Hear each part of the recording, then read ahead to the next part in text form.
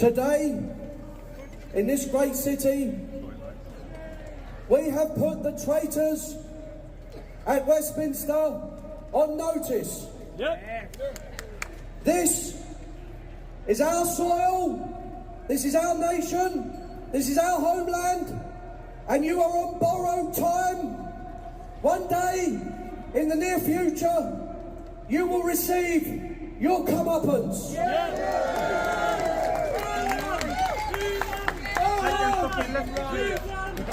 You will be punished for your treason. You will be put on trial for your crimes. And this nation will rise to greatness once again. Our people will flourish once again. And nothing you can do will stop us, because this movement is on the march, and we will not stop until we arrive at the gates of Downing Street. Traitors, turncoats and quislings at Westminster. Our day of vengeance is coming, and you will feel the full wrath of British justice. Just watch this space. I want to extend my gratitude to every single one of you who has made the journey to be here today. Thank you for your unwavering commitment, your courage and your love for this country. Enough is enough! You are the backbone of this movement, and together we are the voice of a nation crying out under the impression of an increasingly anti-British Stalinist government. We gather today here in Manchester at a critical time in our history. Our country is under siege, not from armies crossing our borders with weapons drawn, but from a silent, insidious invasion that threatens the very fabric of our society. An uncontrolled mass immigration invasion of our land and the demographic replacement of our people.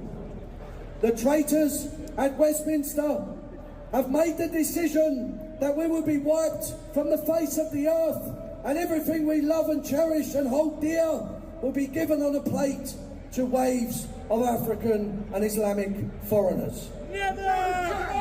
Well, I say with fire in my heart that they cannot have this country. It is not theirs to give away, and we will fight with our guts and our souls to keep this country British. My message to the hordes of immigrants invading this land: don't unpack, you're going back.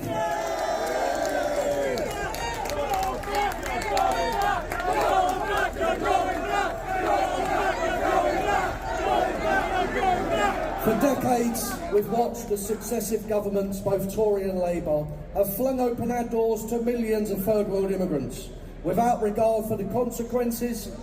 Our towns and our cities are changing beyond recognition. Our culture, our traditions, our way of life, everything that makes this country British is being eroded and replaced, and customs that clash with our native values are being celebrated.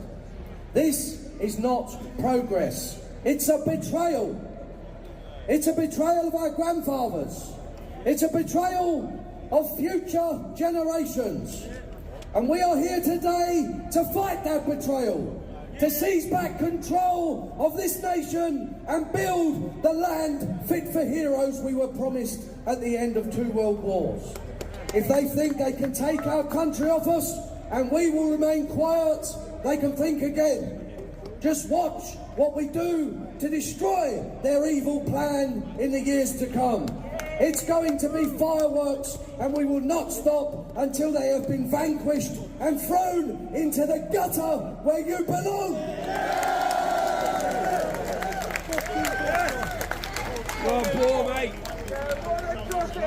Every month that passes, hundreds of thousands of foreigners enter our country and settle in our towns and cities, while our people are pushed out to the countryside and the coasts. Our schools are overcrowded, our hospitals are stretched to breaking point, and our communities are fracturing. The British people are being pushed out of their own neighbourhoods, priced out of their own homes, and told to stay silent while their country is transformed around them. This is not diversity, it is displacement. I am afraid to say that unless we unite as a powerful political force to take on the Westminster criminals, this land will fall into the abyss of a new dark age where our people will suffer unimaginable atrocities with no way to fight back and no way to help themselves. Just look at the situation of the whites of South Africa and ask yourself, is that the legacy you want to leave to your grandchildren? No! There is an even darker shadow looming over our nation. The rising tide of radical Islam. This dangerous ideology seeks to impose itself on our society, rejecting our laws, rejecting our freedoms and our way of life.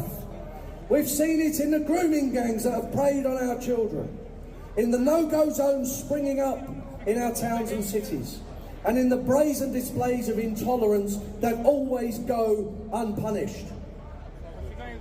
We've seen it in the terror attacks on our streets where innocent lives were stolen by those that hate everything we stand for. And yet our leaders turn a blind eye, too afraid of being called nasty names to confront this growing threat. They would rather sacrifice our safety rather than face the truth of what is happening in front of our eyes. But we will not cower when the jihadists raise their fists against our people. I have hounded and confronted terrorists once before, and I will do it again if necessary, until these barbarians from the Dark Ages are dispatched to the hellfire they so crave, because this is a Christian nation, which it always will be. Their Taliban, ISIS ideology is not welcome. So if any Islamist extremists are watching this speech, take yourself back to the deserts of the Middle East and leave us in peace, because we will fight for every inch of soil in this Christian land.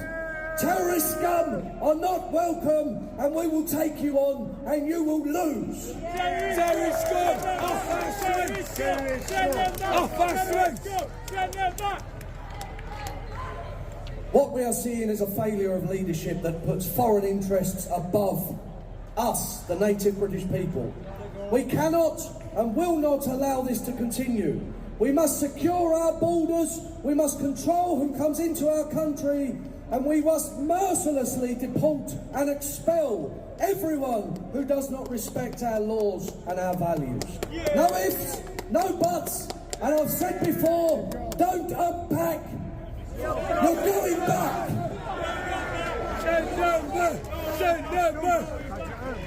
Think of the sacrifices made by our war heroes, those brave men and women who fought and died to keep this country free. From the beaches of Normandy to the skies of the Battle of Britain, they gave everything for our way of life.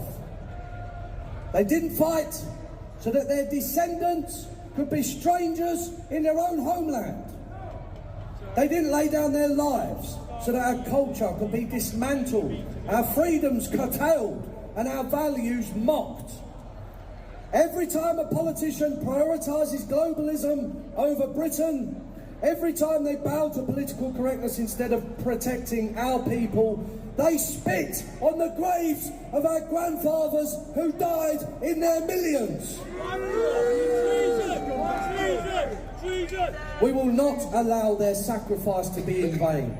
We will honour them by fighting for the Britain they loved and by restoring the great nation they gave their lives for.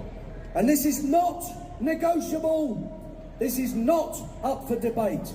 We demand our country back. We demand our soil back. Every inch of it, until this country has been fully restored to the native indigenous British people who belong in this land. Yes. Anything short of our demands here today is treachery. So if you are not on board, get out of our way, because this country is going to be British once again, and nothing is going to stop us.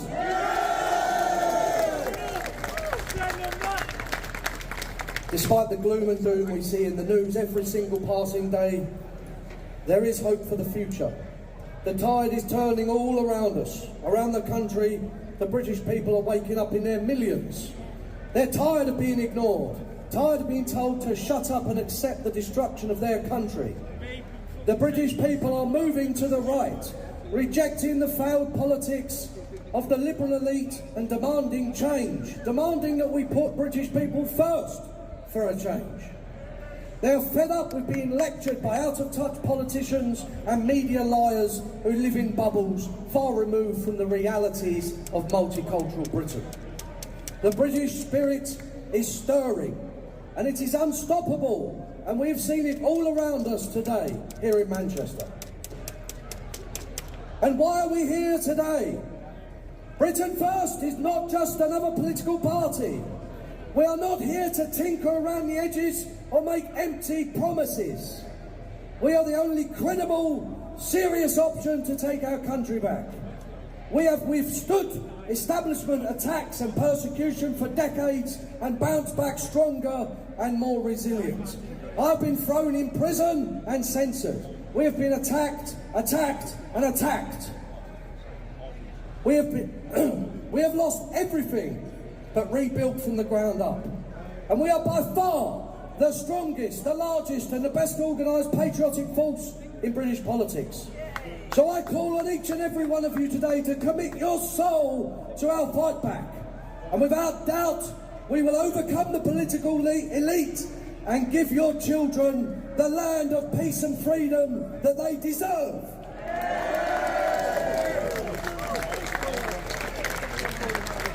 Unlike the establishment parties, we are not beholden to corporate interests or globalist agendas. We are not afraid to speak the truth, no matter how inconvenient it is.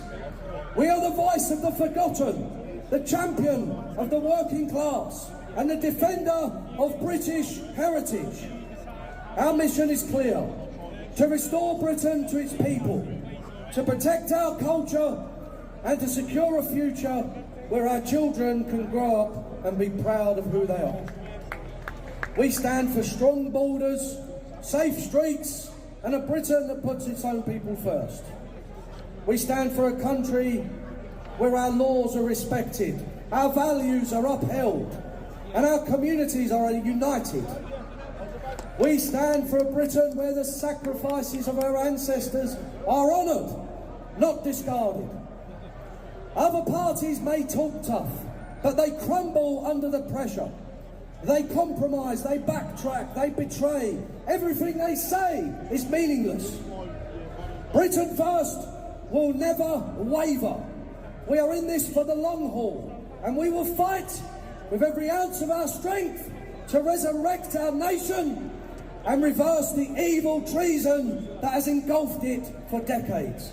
Traitors will be punished, decency will be restored, and the mighty British nation will dazzle the world with its strength and its genius. Make no mistake, we will emerge victorious no matter how long it takes.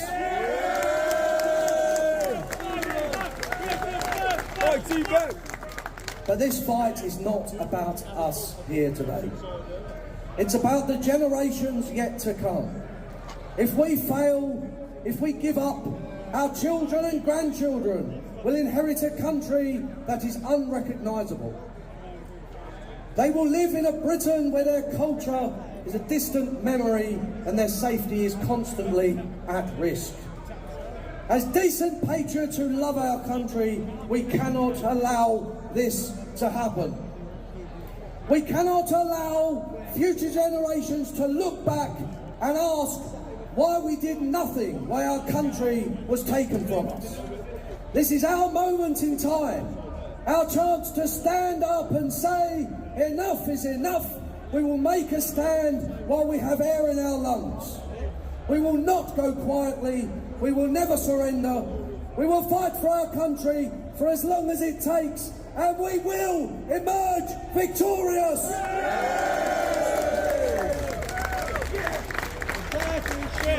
The British people have always been a courageous and resilient nation. History bears witness to our strength, our character, and our unshakable will to live in freedom. When the odds were against us, when the world doubted us, we have always stood tall. In the darkest days of the Blitz, we did not falter.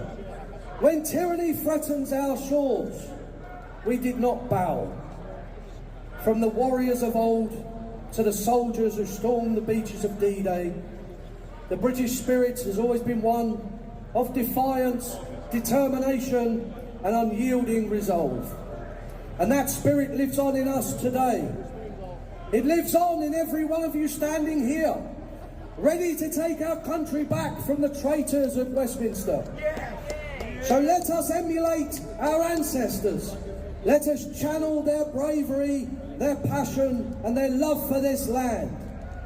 Let's stand shoulder to shoulder, united in our cause, and show the world what the British people are made of. We are not just fighting for ourselves, we are fighting for our children, for our grandchildren, for the soul of this nation. This is not just a rally, it is a declaration that Britain will not fall, a declaration that Britain will rise again, a declaration that Britain will be British once again. Go forth from this rally today with fire in your hearts and spread the message of the Britain First movement. Wake up your neighbours, your friends and your families. Join us in the streets, in the polling stations, in every corner of this land. Support Britain First, the only movement with the courage to do what must be done. And together, we will take back our country, and together we will secure our future. And together we will make Britain great again!